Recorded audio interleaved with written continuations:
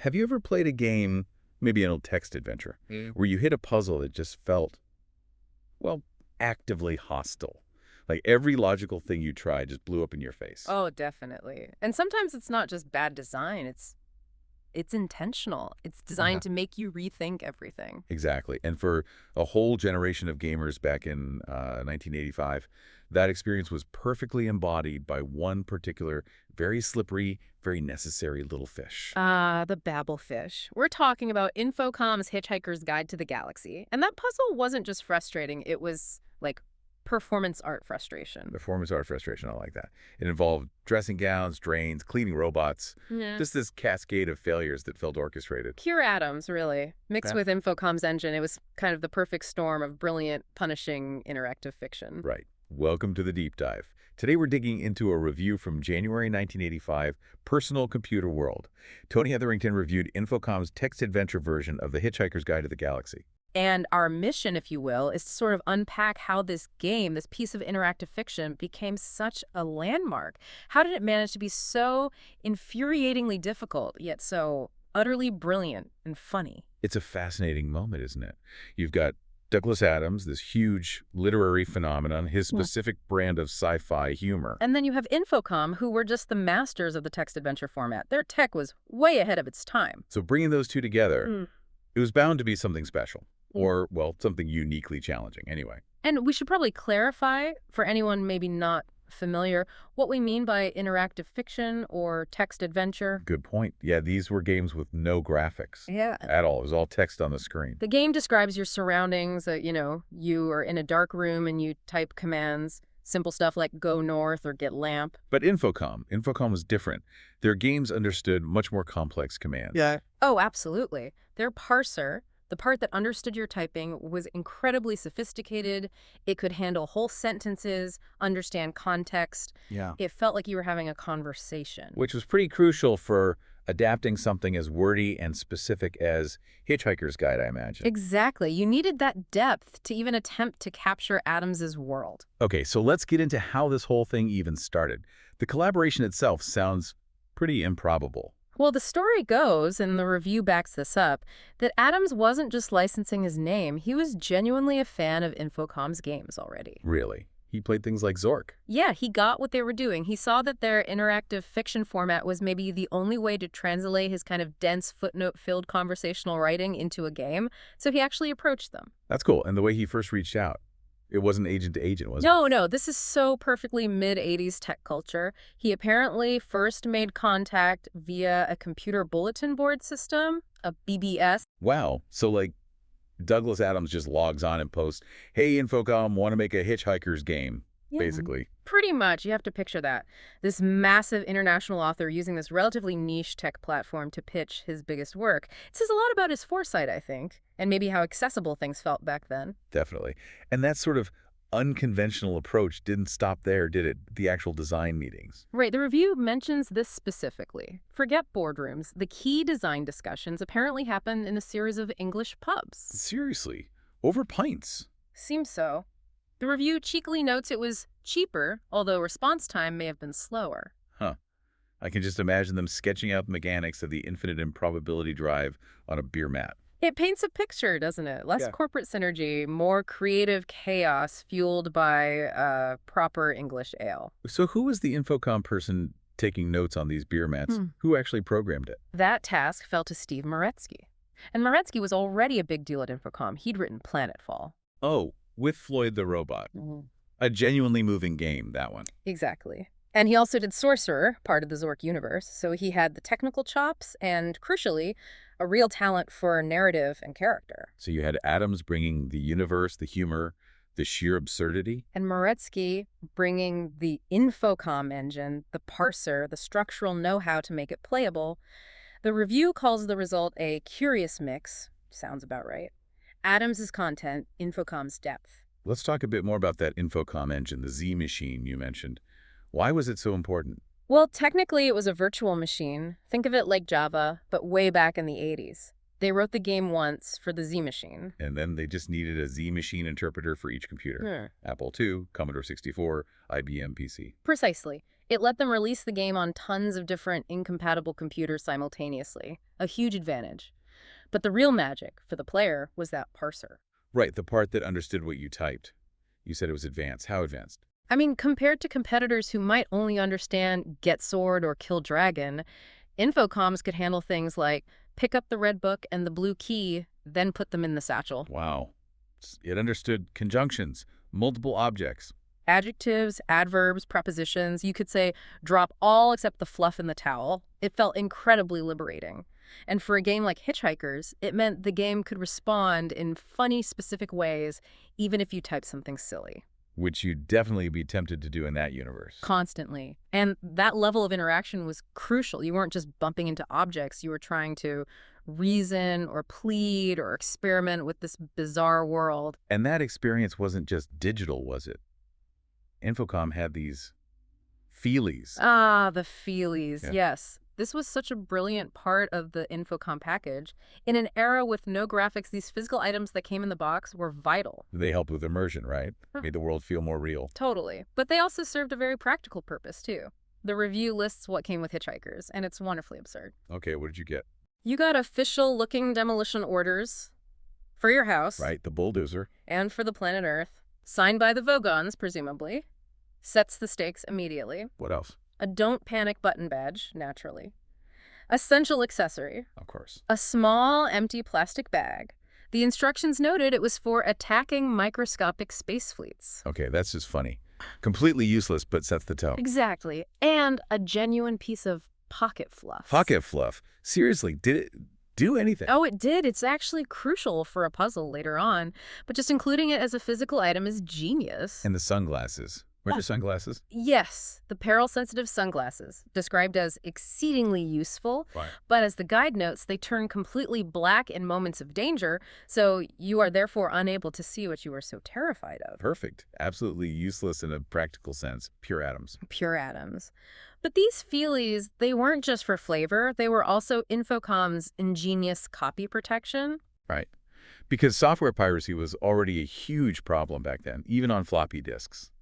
How did that work? Well, if you just copied the disk, you wouldn't have the physical items. And the game, at certain points, would ask you for information only found on those items. Like what? It might say, please enter the classification code from Section 3B of your planetary demolition order. Or, what color is the ink used to sign the order? Something random you couldn't guess. So if you didn't have the actual physical paper, you were stuck. That's brilliant. It really was. It tied the physical object, the immersion, directly to the ability to play the game. It made the feelies essential, not just extras. You're holding the Vogon orders as the game demands info from them. It really works. So you've got the game, you've got your fluff and your useless sunglasses. Let's step into Arthur Dent's slippers. What's the opening like? Okay, so the game boots up, and you are Arthur Dent. The very first thing is you're waking up, dark room, and according to the review, a dreadful hangover. Relatable start for many, I suppose. What's the first thing you have to do? Survive the hangover, basically. Get out of bed, find the aspirin. It's that mundane start. A little moment of relief before the universe intervenes. Precisely. Because almost immediately, you're hit with the double whammy. First, the local threat. Mm-hmm. There's a bulldozer outside ready to demolish your house in about half an hour because your house is in the way of a new bypass. Classic Earth-level bureaucracy. Mm-hmm. Annoying, but manageable, maybe. You'd think. But then comes the cosmic version. At the exact same time, the entire planet Earth is scheduled for demolition by a Vogon constructor fleet Why? to make way for a new hyperspace bypass. It's the same bureaucratic logic, just scaled up infinitely and destructively. Your house problem is suddenly very, very small. So total panic. How do you get out? Well, luckily your friend Ford Prefect is there. You always thought he was from Guildford. But he's actually an alien researcher for the Hitch-hiker's Guide to the Galaxy. Exactly, and he knows what's coming. Just as the Vogons vaporize Earth, he manages to thumb a lift to hitchhike onto one of the Vogon ships, dragging you with him. And that's where the game really starts. But crucially, it's not just a retread of the book or the radio show from here, is it? No, and this is super important, especially for people who know the original story really well. The review issues a strong warning. Do not assume the game follows the same plot or has the same solutions. Why did they do that? Wouldn't fans want the familiar story? Adams and Moretsky were smart. They realized if you already knew exactly how to, say, get the Babel Fish or escape the Vogons because you'd read the book, the game wouldn't be a game. It would just be typing in answers you already knew. It'd be a quiz, not interactive fiction. Exactly. So they kept the characters, the tone, the locations, the general feel of the Hitchhiker's universe, but they changed the actual puzzles, the sequence of events, even the ultimate goal of the game. So Arthur Dent, in the books, is often just kind of swept along reacting to things. In the game, you, the player, as Arthur, have to be proactive. Absolutely. The review stresses that the game demands you take the leading role. You aren't just watching the story happen. You are driving it forward by solving these new, often incredibly obscure puzzles. It forces you to engage with the absurdity directly. Okay, so after escaping the Vogon, somehow you get picked up by another ship. Yes. Quite improbably, you end up on the Heart of Gold, the starship powered by the infinite improbability drive. Which means anything can happen. Yeah. And introduces the rest of the main cast. Right. The ship's been stolen by Zaphod Beeblebrox. The two-headed, three-armed, massively egotistical ex-president of the galaxy. That's the one. The reviewer notes Arthur remembers seeing him at a party looking perfectly normal, just adding to the confusion. And Zaphod's traveling with Trillian, who Arthur knew as Krisha McMillan, also from that same party. The improbability is piling up. Well, it is the improbability drive doing the work, so the game has a built-in excuse for these wild coincidences. Fair point. And the ship itself has personalities. Oh, yes. Products of the Sirius Cybernetics Corporation's attempts at genuine people personalities, which mostly seem to have gone wrong. Like Marvin, the paranoid android. Infinitely intelligent, infinitely depressed, brain the size of a planet. His dialogue is just brilliantly bleak. Interacting with him is a puzzle in itself. And then there's Eddie, the ship's computer. Eddie's the opposite. Cheerfully manic, overly optimistic, probably plays loud jingles at inappropriate moments. Yeah. The contrast between him and Marvin is great. So these characters aren't just background. They give you clues, or maybe misinformation. Definitely. Talking to everyone and trying to make sense of their often contradictory advice is key, especially with Marvin's cryptic gloom. And beyond the ship, you meet other classic Adams creations. You do. There's the Vogon captain you escaped from Green's slug-like, terrible poet. The review sums up his poetry reading with just accurate. You might encounter a rather aggressive alien in black-jeweled battle shorts. Yeah, the usual galactic encounters. And the bug bladder beast of trail. Yes. Extremely dangerous, but famously incredibly stupid. What's its deal again? Its logic is, if you can't see it, it can't see you. So you put a towel over your own head. That's the solution. It's not real-world logic. It's adhering to the specific, weird rules of this universe, which is kind of the theme for the whole game, especially when it comes to acquiring that essential piece of kit, the Babel Fish. Right. Before you can understand Zaphod or Marvin or the Vogons, you need that universal translator fish in your ear. Let's dive into that puzzle. Okay, the Babel Fish. In the book or radio show, Ford just casually gives one to Arthur, pops it in his ear, problem solved in seconds. Simple, efficient, logical even. The game turns getting this tiny vital fish into an absolute odyssey of failure. It's maybe the single best example of what the reviewer calls the game's rather strange logic. Strange logic feels like an understatement based on what I've heard. Walk us through the pain. You're on the Vogon ship, there's a dispenser. Right. Step one, you see the dispenser, you see the fish inside, you press the button. Makes sense. The fish shoots out, flies across the room, and straight through a tiny, previously unnoticed hole in the wall. Gone. Failure number one. Okay. Annoying, but you learn. There's a hole. You need to block it. Exactly. You notice a hook conveniently placed above the hole. You look around. What do you have? Your dressing gown. So, attempt two. Hang the dressing gown on the hook, blocking the hole. Press the button again. Should work, right. The fish hits the gown, falls to the floor. But the game's physics engine has other ideas. The fish hits the down, yes, but then it slides down the fabric and plops neatly into a floor drain right below the hook. A drain you probably didn't notice before. Failure number two. The environment is actively conspiring against you. Now you need to block the drain in the hole. You're learning. So, attempt three. Keep the gown on the hook. Find a towel, maybe the one you use for the bug bladder beast. Cover the drain with the towel. Now you've got the hole blocked, the drain blocked. Press the button. Third time's the charm. Please tell me it works this time. The fish lands safely on the towel. Success. For about half a second. Because the moment it lands, a cleaning robot zips out from somewhere, snatches the fish off the towel, and disappears through a little robot-sized panel near the floor. Failure number 3. A cleaning robot. Where did that come from? The game just introduces new obstacles. It absolutely does. The puzzle keeps escalating. No, it's not just physics, it's timing and robot intervention. The reviewer mentions frantic hair pulling at this stage, which sounds about right. I'm feeling it just listening. Oh. Okay, so what's the next logical step? Block the robot panel. Seems logical. You borrow Ford's satchel. He always has his satchel. Attempt 4. Gown on hook, towel on drain, satchel placed firmly in front of the robot panel. Now you press the button. Surely this has to be it. The anticipation is killing me. What happens? This is the masterpiece moment of frustration. The game describes it almost cinematically. Fish shoots out, hits a gown, slides down towards the towel. Okay. A tiny cleaning robot, maybe a different model, whizzes out from the panel, grabs the fish. But the satchel's there. It is. The tiny robot, presumably unable to stop or go around, plows straight into the satchel. Yes. Block. But the impact sends the Babel fish flying up into the air like a perfect slow-motion arc. Well, Whereupon the game informs you a small upper half of the room cleaning robot catches the Babel fish and exits. an upper half of the room cleaning robot. There are two kinds of cleaning robots involved. Apparently, a floor unit and an aerial unit, working in perfect fish-denying harmony. Failure number 4, and possibly the most soul-crushing. You solve the floor problem, only to be defeated by an unseen high-altitude threat. That is just exquisitely cruel game design. It's not just hard. It's teaching you that the universe is complex, indifferent, and has redundant cleaning systems. Precisely. It perfectly captures the bureaucratic, pointless obstacles that define Adams' universe.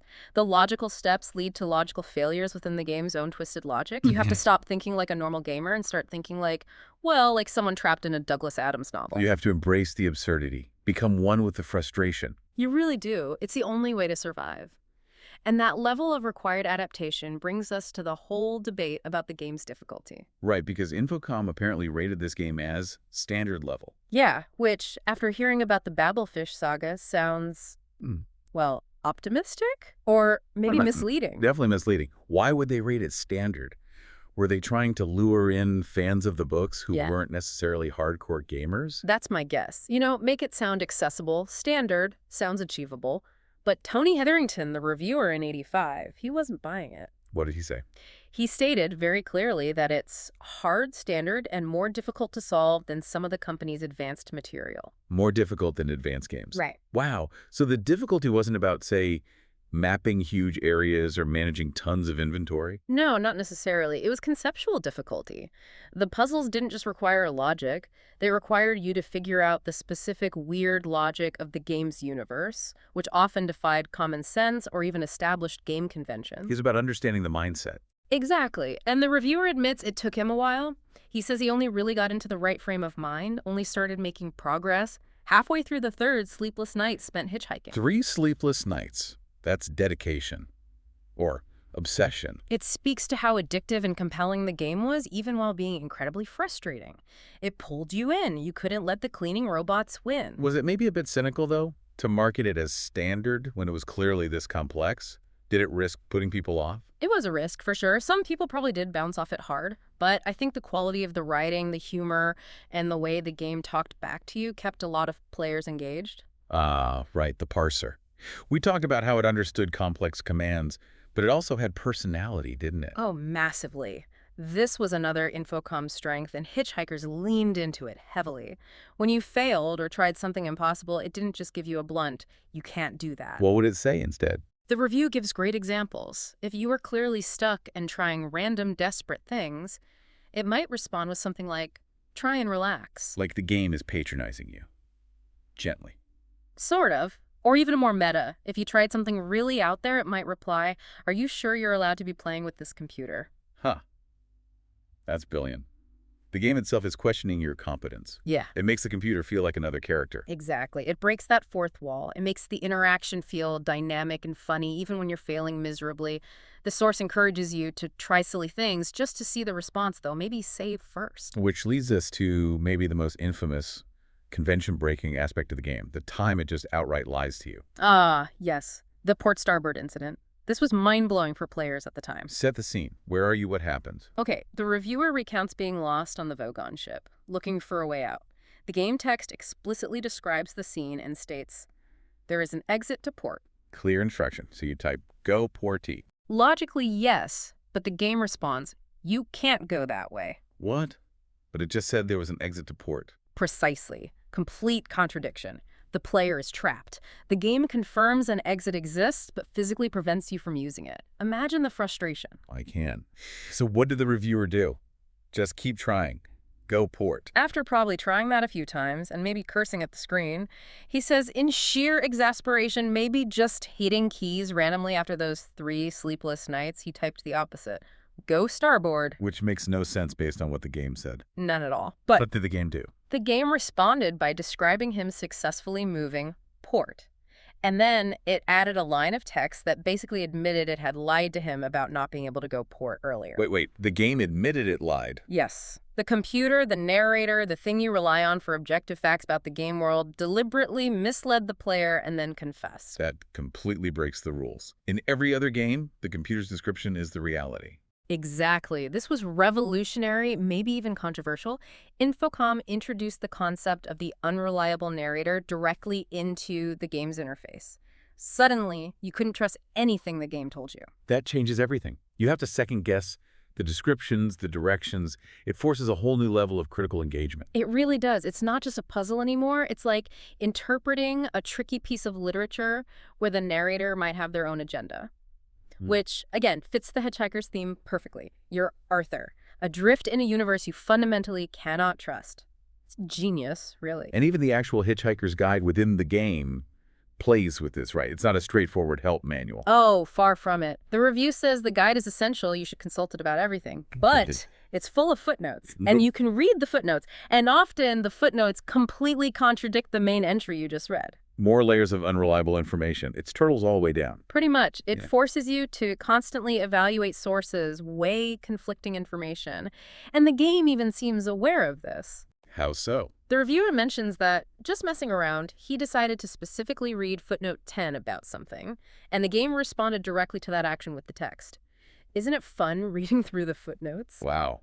It acknowledged him reading the metatext. That's incredibly self-aware for 1985. It really is. It's playing with the player, acknowledging the act of engaging with its own complex, layered structure. It makes the whole thing feel less like a program and more like a conversation with a very tricky, very intelligent entity. So the final advice is basically, assume nothing, trust no one, especially the computer.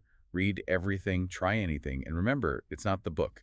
Embrace the weird logic. That's the only way to get the Babel Fish, and definitely the only way to get to 4 a.m. #tag conclusion and final takeaways. So looking back, Hitchhiker's Guide the game wasn't just to cash in on a popular license. It was something more. Much more. It was this incredible fusion. Adams' unique comedic and philosophical voice, Moretzky's programming skill, and Infocom's powerful text adventure engine. It pushed the boundaries of what interactive fiction could be. It brought in literary ideas like the unreliable narrator, meta-commentary, things you just didn't see in games back then. Absolutely. And it managed this tricky balancing act. It had to appeal to the huge existing fan base of the books and radio show who maybe weren't gamers, while also satisfying the hardcore Infocom fans who expected deep, challenging puzzles. And somehow it did both. It introduced Adams fans to the potential of interactive fiction, and it gave Infocom veterans a whole new kind of conceptual challenge wrapped in brilliant humor. It really expanded the audience and the possibilities for the genre. Let's put it in context for 1985, though. We mentioned the tech, the Z machine allowing it to run everywhere, IBM PC, Apple II, Commodore 64, Atari, loads of others. Which was a technical feat in itself, showing Infocom's reach. But what about the price? This wasn't a budget title, was it? No, definitely not. The review lists the price for most versions at £34.50 back in 1985. The Commodore and Atari versions were slightly less, £30.20. £34.50. In 1985 money, what would that even compare to today? Or back then? It's hard to do direct comparisons, but £34.50 was a lot of money for software then. You could buy several paperback books for that, maybe a couple of vinyl albums. It was significantly more expensive than typical arcade-style games, which might be £10 or £15. So buying this game was a real investment. People were paying a premium price for, well, for frustration and sleepless nights, essentially. They were. It shows how strong the pull of the Hitch-hiker's name was, combined with Infocom's reputation for quality. People were willing to pay top dollar for a challenging, intelligent, text-based experience. It was seen as a premium product. So the legacy is what? It showed games could be literary, funny, and deeply challenging all at once. I think so. It cemented Infocom's place as masters of the craft. It pushed puzzle design into weird new territory, teaching players to distrust the game itself. And it created this benchmark for witty, responsive dialogue systems. It kept text adventures feeling sophisticated and relevant, even as graphics were starting to improve elsewhere. And it complicated that whole idea of difficulty, didn't it? Calling it standard, but making it conceptually brutal. Yeah, that dynamic was fascinating. It forced players to question themselves, to adapt, to really earn their progress by embracing that peculiar logic. It wasn't just about solving puzzles, it was about surviving absurdity. We started this deep dive talking about frustration, about those late nights. There's that famous quote about Infocom games. Right, the Washington Post apparently said, if it's 2 a.m., it must be Infocom, capturing how engrossing their games were. But Tony Hetherington, our reviewer from 1985, after his 3 sleepless nights with this particular game, Yeah. he felt the need to update that quote. He did. For this game, he adapted it. He wrote, if it's 4 a.m., it must be Hitch-hikers. 4 a.m., that extra level of dedication of being pulled into this maddening, brilliant world. It really says something, doesn't it? It does. So maybe the final thought for you, our listener, is this. What does that 4 a.m. dedication tell us? That willingness to wrestle with absurdity, to be lied to by the machine, to spend serious money on digital fluff and peril-sensitive sunglasses. What does it reveal about our desire to crack a code, even when the code seems designed purely to mock us? What's the ultimate appeal of facing down the bug bladder beast of illogical game design? Something to ponder. Until next time, keep exploring, keep questioning the narrative, and don't panic.